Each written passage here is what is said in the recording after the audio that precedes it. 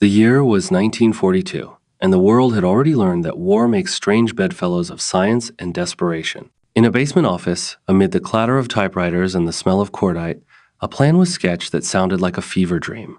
Load thousands of bats with tiny incendiary bombs, drop them over Japan, and let the winged incendiary slip into the eaves and attics of wooden houses, turning whole cities into tinder. It reads like a horror story told in the margins of history, a piece of wartime oddity so bizarre it seems impossible to be true. Yet, truth in wartime is often stranger than fiction. The Bat Bomb Project X-ray moved from a dentist's wild idea to an official U.S. military program with real funding, real testing, and real danger. This is the story of invention at the edge of ethics, of ingenuity fused to panic, and of how a free-tailed bat became the unlikely protagonist in a conversation about how to win a war and what we were willing to become to win it. The fires of conventional bombing were already burning in the minds of Allied planners, but Japan was a different problem. Unlike the masonry and steel cities of Europe, many Japanese urban centers were dense, low-rise mosaics of wood and paper homes built with flammable materials, packed tightly together, stitched with narrow alleys. High explosive bombs scattered damage widely, but often failed to produce the widespread conflagration that could cripple production and morale. The inefficiency showed up in both results and cost. Large raids would expend huge tonnages of incendiaries and explosives, yet still leave large pockets of useful industry untouched. Each sortie was an enormous investment of manpower, fuel, and risk, and the military wanted something more surgical and economical, something that would ignite where it mattered most. Inside the wooden interstices of a city's fabric. Planners worried about more than physics. They worried about logistics and the politics of endurance. Daylight precision raids were too costly in aircraft and crews, while massive nighttime incendiary raids burned vast swathes of urban area, but at a huge price in ordnance and lives. Conventional incendiaries could start fires, but the Japanese urban landscape offered too many places for a flame to sputter out before it could join the inferno. Moreover, the U.S. Command wanted to minimize wasted tonnage and maximize psychological effect terror as a multiplier of strategic value. The question was urgent. Could you place small, concentrated sources of flame directly inside the tinderbox of wooden houses with minimal aircrew exposure and minimal expenditure? Military minds, pressed by theater commanders and policymakers, were also quick to think laterally. If you could somehow deliver incendiary devices into the nooks and hollows where fires stayed alive longer attics, eaves, and paper-lined interiors, you'd gain dramatic leverage. Traditional munitions were clumsy at that scale. Glide bombs and paratroops had limits. A method that could disperse thousands of small concealed ignition points across a city and do it cheaply would be tactically and economically revolutionary. It was in that atmosphere of practical frustration and strategic need that ideas moved from the absurd into the realm of policy. Desperate times often birth desperate inventions, and in 1942 the Army was listening to suggestions that, on paper, sounded like science fiction. Lytle S. was not a weapons designer, nor an academic in wartime physics. He was a dentist from Pennsylvania, a man whose day job involved fixing teeth and who, like many Americans, loved the wilderness. On a spelunking visit to Carlsbad Caverns, he observed a natural spectacle that lodged in his mind the winter congregation of bats, thousands upon thousands, huddled in crevice and cavity, then taking off en masse in jagged swarms. To some, it was only nature. To Adams, it was inspiration. He imagined, with the sort of lateral leap that sometimes births innovation, these animals as tiny autonomous delivery systems, creatures that could infiltrate buildings the way air does, slipping where humans could not. Adams sketched his thought in margins, then refined it into a formal proposition. If bats could be fitted with small incendiary charges, they would, by instinct, seek shelter in attics and eaves, precisely the kinds of hidden cavities where fires could grow with ferocious persistence. The idea was at once biological and engineering and exploitation of animal behavior as a force multiplier for ordnance delivery. He did not stop at a mere notion. He organized experiments of his own, learning about species behavior, roosting habits, and, most importantly, about the feasibility of attaching tiny payloads without disrupting the bat's flight. That a dentist with a good memory of caverns could conceive of such a plan shows how, in wartime, non-specialists could upend orthodox thinking by looking at problems through a different lens. But Adams was also an entrepreneur at heart. He understood that a strange brainchild needed patrons and protection, and he set about making his case with a fervor that bordered on evangelism. He collected sketches, built crude prototypes, and sought audiences where government thinking was porous with need and curiosity. Outside of formal military channels, he found his way into conversations where risk appetite was high and bureaucracy might be bent. The eccentricity of the idea was part of its appeal. When the orthodox toolbox fails, wild thinking gains an audience. Adams's origin story, hilarious, improbable, yet painstaking, would propel the bad idea from roadside wonder to White House briefing. Adams' route to relevance wasn't through a polite memo to the Ordnance Department. Bureaucracy tends to devour oddities, and Adams had little appetite for that slow grind. Instead, he worked a different angle: persuasion by personality and timing.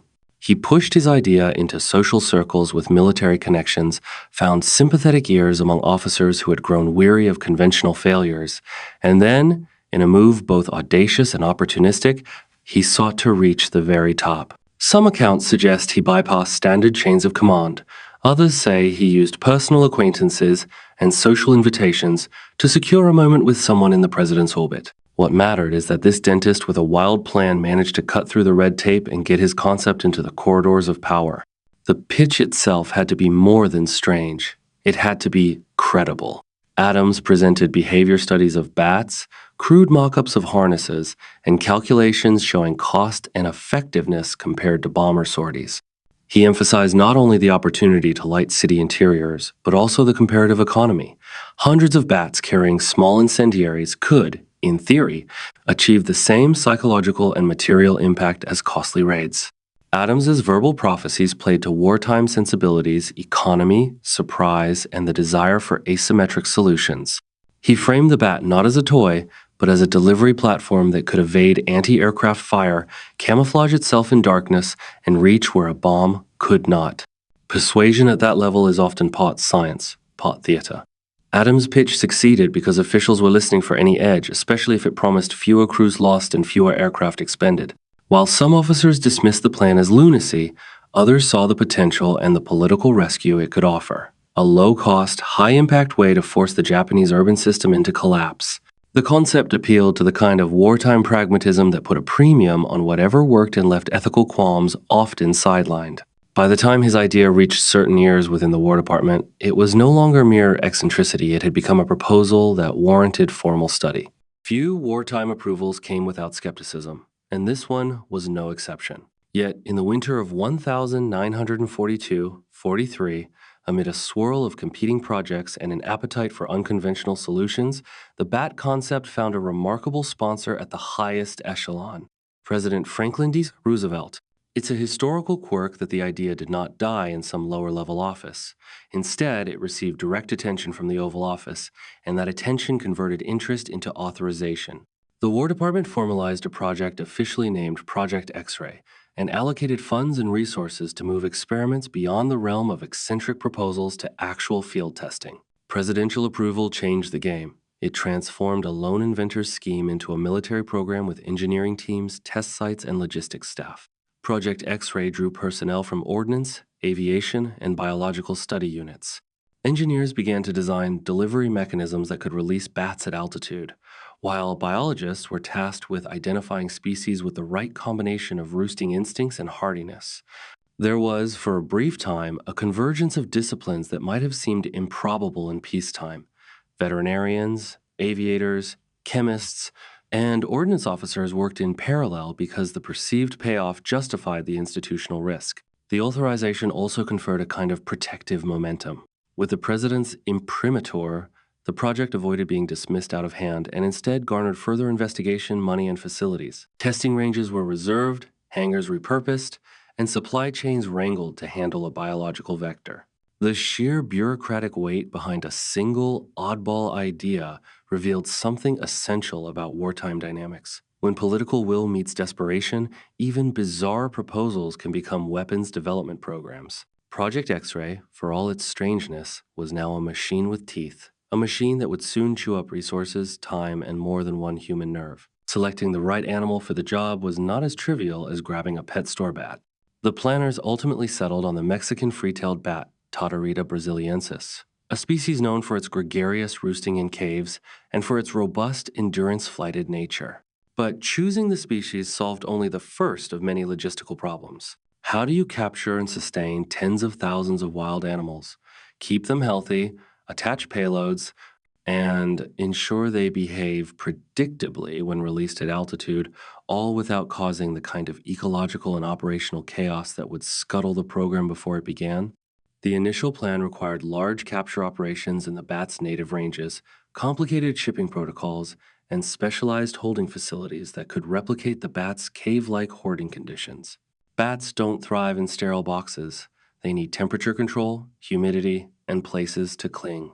Engineers and animal handlers had to design crates and warming chambers, and feed schedules had to be established to maintain strength.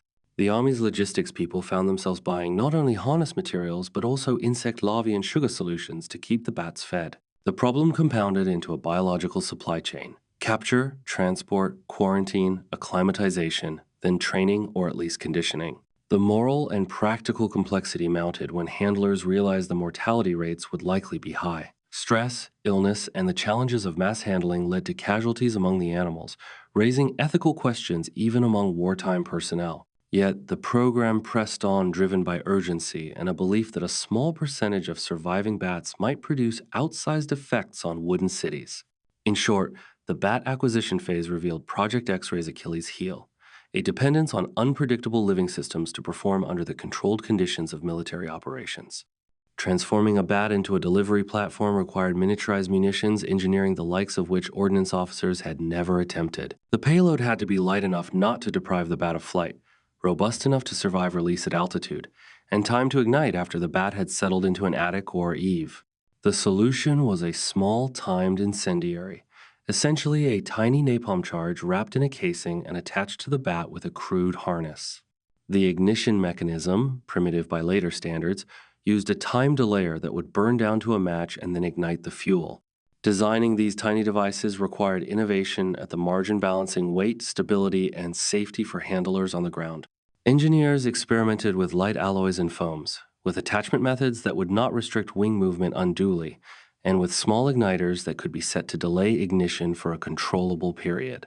The fuel selected had to be sticky, persistent, and capable of resisting rain for a window of time sufficient to ensure spread. Napalm, then a relatively new development, was adapted in minified form to act as the fire starter, clinging to wood and paper to create those lasting, life-consuming blazes the strategists desired. Of course, the engineers had to contend with human safety as well. Working with incendiaries around tens of thousands of frenzied animals in cramped hangars was, by any account, a safety nightmare. Protocols for arming the bats were developed, and handlers trained in delicate attachment and ignition setting routines. The result was a hybrid technology-biology workflow in which the tiniest oversight could produce catastrophe. The incendiary development thus encapsulated both the ingenuity and the recklessness of the project, a potent blend of brilliant engineering thought and the moral fog of wartime urgency. Laboratory success is one thing. Handling volatile munitions in the chaotic reality of mass testing is another. The program's first major setback came catastrophically. During preparations at a test hangar, a chain reaction accident occurred that destroyed the facility. The precise triggers are a matter of record and conjecture and improper handling of igniters. A bat panicked into flapping against a stored charge, a spark from a metal tool, but the outcome was vivid and terrifying. The explosion leveled a hangar, killed several animals, injured personnel, and terrified the base. It was a painful and public demonstration of the hazards of mixing living animals and explosives at scale. The immediate consequence was a freeze in testing and a flurry of investigations. Military safety boards and engineers convened to evaluate whether the concept could proceed without unacceptable risk to personnel and facilities. Publicly, the project could not afford a scandal. Wartime morale and secrecy demanded that missteps be managed. But privately, the mood among some officers shifted from curiosity to alarm. If the program could not be made safe for its workers, what hope was there for industrial-scale deployment? The hangar explosion became a defining moment, a reminder that the project's ambition brushed against limits of control and human tolerance. Still, the disaster didn't kill the program outright. Wartime institutions are often surprisingly resilient. They learn from failures and adapt. Project X-Ray's managers doubled down on safety protocols, redesigned their facilities, and implemented more rigorous handling procedures. Engineers returned to the drawing board, aiming to make the arming and release processes less hazardous and more mechanical, reducing direct human exposure to igniters and fuel. The fact that the project could recover from such a dramatic failure speaks to the wartime imperative that underwrote it, an imperative that prioritized potential strategic gain over caution. Once safeguards were tightened, the program finally staged a controlled demonstration intended to prove or dispel the bat bomb's promise. At a desert testing range, the military erected a mock Japanese village wooden houses, thatched roofs, and the nooks that planners had identified as ideal roosting targets. The operation proceeded under meticulously controlled conditions. Bats conditioned to roost were loaded with tiny incendiaries, released from a bomber and allowed to scatter across the test village. To the astonishment of onlookers, the results were dramatic. Within minutes, the mock village ignited in multiple places, small, hidden fires coalescing into conflagrations that spread up eaves and into attics, producing the kind of destructive, persistent blazes the project had envisioned. That success generated a mixture of exhilaration and dread among officials. On one hand, the test validated the central premise. Biological vectors could indeed deliver incendiaries directly into the most flammable parts of timber construction. The physics checked out, the bats behaved as expected, and the tiny napalm charges produced long-burning, sticky fires that resisted immediate extinguishing. On the other hand, the spectacle of how quickly the wooden model village became a furnace raised ethical and strategic questions. The test showed that the bat bomb could be a force multiplier, but it also revealed a weapon that would inflict not just military damage, but catastrophic civilian suffering if deployed en masse. Crucially, the success of the test shifted the debate from "can it work?" to "should it be used?" Military planners recognized that, tactically, the bat bomb offered unique advantages: stealthy delivery, dispersed ignition, and low logistical cost compared to huge bombing raids. But the moral calculus was thornier. The thought of releasing living animals into civilian spaces with explosive payloads sat uneasily, even in wartime. The test proved possibility. It did not settle the deeper questions about proportionality, non-combatant immunity, or the psychological terror a weapon like this would unleash. While Project X-Ray matured and its backers exulted privately at the successful tests, another, far more consequential project was gathering pace in secret. The Manhattan Project. As the atomic bomb program accelerated its terrifying progress, it introduced both a technological and political gravitational pull that would redraw priorities in Washington and the Pentagon. The bat bomb's advocates had argued for a low-cost way to ignite Japan's wooden cities with relatively limited air crews. Now the promise of a single, decisive detonative weapon complicated the calculus. If one bomb could end the war quickly, why commit scarce resources to a protracted biological incendiary campaign? Funding streams began to constrict. Scientific and military leadership increasingly funneled talent and money toward the Manhattan Project's promise of strategic shock. The bat bomb was not the only unconventional program to feel the squeeze. Numerous experimental systems found themselves competing for engineers, test ranges, and political attention. Moreover, those who worried about the optics of indiscriminate incendiary campaigns found it easier to argue against X-ray when presented with a radical alternative: a single strike capable of immediate, incontrovertible effect. Politics, as much as science, was doing the deciding. This competition exposed not just a shortage of resources, but also a widening gulf in ethical framing. The Manhattan Project's proponents spoke the language of decisive endings, of ending the war with a minimum of continued attrition.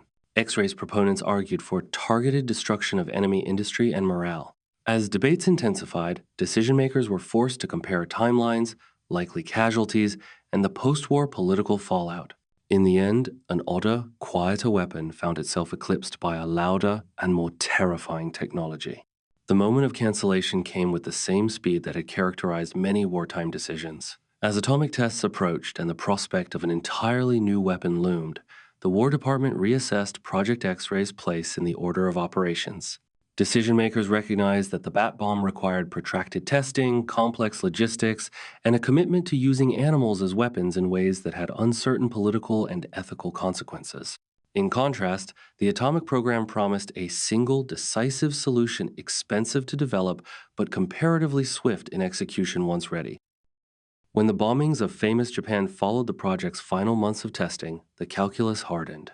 With nuclear mass demonstrated as capable of achieving what the strategists had sought, rapid, overwhelming destruction, the need for the bat bomb evaporated in the eyes of policymakers. Resources were redirected, official interest cooled, and the program was shelved. The cancellation was abrupt and almost anticlimactic. The bat bomb, which had once felt like a darkly plausible path to victory, was left to the footnotes of history. Yet, cancellation did not mean mere forgetfulness. The technical achievements, the harried laboratories, and the human and animal toll remained. Facilities were dismantled, classified files shelved, and personnel reassigned. For many involved, there lingered a private ambivalence, relief that the program would not proceed to operational use, but also a sense of unresolved possibility. What might the bat bomb have done if the atomic option had not arrived first? The abrupt end left Project X-ray as one of many wartime detours, a bold experiment that time and technology had rendered unnecessary. Speculation about alternative histories is always treacherous, but Project X-ray invites particularly vivid conjecture. Had the atomic bomb been delayed or failed, the bat bomb might have been pressed into service as an instrument of area denial and terror. Its tactical advantages, low cost, stealthy dispersal, and the ability to ignite hidden household fuel loads would likely have made it devastating in wooden urban landscapes. Strategists imagined that coordinated raids could set vast fires across cities in ways that conventional bombing had only sporadically accomplished, possibly degrading production and morale over time. But the hypothetical effectiveness carried a dark underside. The weapon's psychological impact would have been enormous and indiscriminate. Families awoken by the sudden flutter of animals in their rafters, only to find their homes burst into flame. Firefighters overwhelmed by simultaneous attic blazes that spread faster than crews could respond. The moral cost would be acute. An instrument that weaponized animals to deliver savage fires would blur the line between combatant and civilian, between strategic necessity and atrocity. The what-if scenario also prompts questions about aftermath. How would post-war reconstruction, reconciliation, and memory have been shaped if cities had been scorched by the most intimate of vectors? Moreover, Project X-ray forces us to consider how technology can amplify both tactical advantage and moral hazard. A weapon that can exploit the habits of animals to produce human suffering raises unique ethical questions about agency and responsibility. The thought experiment is not only about efficacy, but about precedent. By sanctioning such a weapon, wartime actors would have normalized a form of mechanized cruelty that might have had reverberations across future conflicts. The legacy, then, is both practical and moral, an invitation to reflect on the boundaries of innovation under pressure. In the cold ledger of history, Project X-ray sits as both an emblem of creative wartime problem-solving and a cautionary tale about the moral fog that war induces. On the one hand, the program showcases a startling lesson. When the usual tools of warfare fail to deliver, human ingenuity can invent improbable, technically sophisticated solutions. Engineers and biologists collaborated to develop mechanisms that, in their limited tests, worked remarkably well, demonstrating design skill and experimental rigor. The bat bomb thus deserves a place in the annals of military innovation for its ingenuity and the cross-disciplinary work it catalyzed. On the other hand, Project X-ray also reveals how the impulse to win at any cost can stretch ethical frameworks to breaking. The idea of arming living creatures and releasing them to inflict conflagration on populated areas triggers visceral discomfort. And rightly so. Even in a total war where norms are suspended, certain lines prompt reflection. Using animals as munitions, designing weapons that inevitably harm civilians, and normalizing terror as a tool of strategy. That the program was ultimately canceled, overtaken by the atomic bomb, does not entirely obscure the unsettling questions it raised about ends and means.